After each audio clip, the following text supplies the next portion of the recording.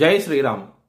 2022 నుంచి 2024 జూలై వరకు మొత్తం 11 ప్రెడిక్షన్స్ అనేవి ప్రూవెన్ అయ్యాయి. మరియు నా వాట్సాప్ గ్రూప్ లింక్ కూడా ఇచ్చాను క్రింద డిస్క్రిప్షన్లో. ఇది నిజమా కాదా అనుకుంటే కనుక ఈ 11 ప్రెడిక్షన్స్ అనేవి కింద డిస్క్రిప్షన్లో ఉంటాయి.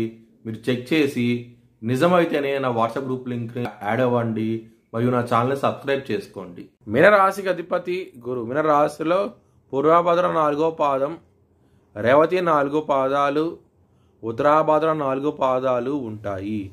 ఈ నక్షత్రం వాళ్ళందరికీను నేను చెప్పే వార ఫలితాలు వర్తిస్తాయి.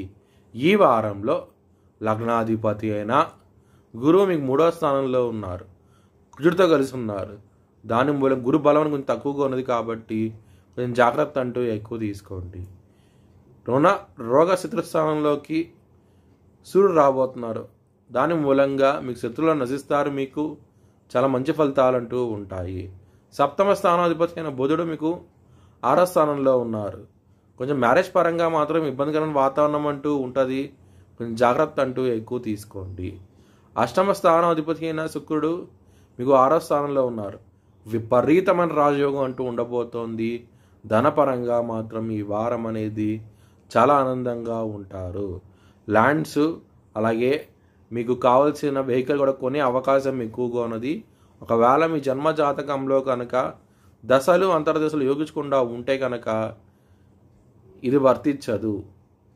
మీ జన్మ జాతకంలో కనుక శనికన బలహీనంగా ఉంటే కనుక ఈ వారంలో శనిత్రయోదశి రాబోతోంది. శనివారం రోజున శనికి తైలాభిషేకం చేయించండి.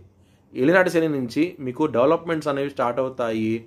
శని కనుక చెడు చేస్తే కనుక ఏ గ్రహం వచ్చి ఆ చెడుని తీయటం అంటూ కుదరదు. అలాగే శని కనుక మంచి చేస్తే కనుక ఏ గ్రహం వచ్చి చెడు చేయడం అంటూ కుదరదు. భవిష్యత్ వివరాల కోసమై హెచ్చరిక ఛానల్ సంప్రదించండి. 2024 భారత్ ప్రైమ్ మినిస్టర్గా నరేంద్ర మోడీ రీఎలక్ట్ అవుతాడని చెప్పి నేను మార్చ్ 2022లో చెప్పడం జరిగింది. అది ఈ నెల ప్రూవ్ అయ్యింది. Thanks for watching this video. Please like, share and subscribe my channel.